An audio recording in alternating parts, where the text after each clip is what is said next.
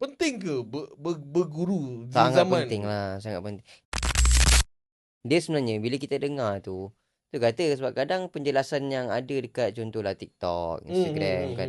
Ustaz-ustaz lagi-lagi lah ustaz-ustaz TikTok, budak-budak muda ni kan. Dia suka quote apa yang dia belajar, dia suka sampaikan. Tapi dia sampaikan tu dalam masa seminit, 2 minit, paling lama 3 minit.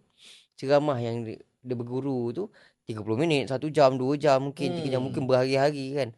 Tapi dikongsikan dalam masa yang singkat. So kita nak faham secara menyeluruh tu tak dapat. Okay. So apa yang disampaikan tu pun mungkin dalam keadaan yang satu mungkin kita salah tafsir. Satu lagi mungkin cara dia pun salah yang buatkan kita salah faham. So benda tu bahaya. So nak tak nak dia memang kena berguru secara berdepan lah sebenarnya. Sebab tu kena lagi-lagi lah benda-benda yang melibatkan ilmu fardu ain ni.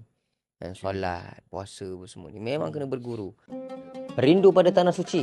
Dapatkan di Haramain Spray Wangian Raudhah dan juga di Haramain Kasturi Spray dari Madinah Al Munawwarah.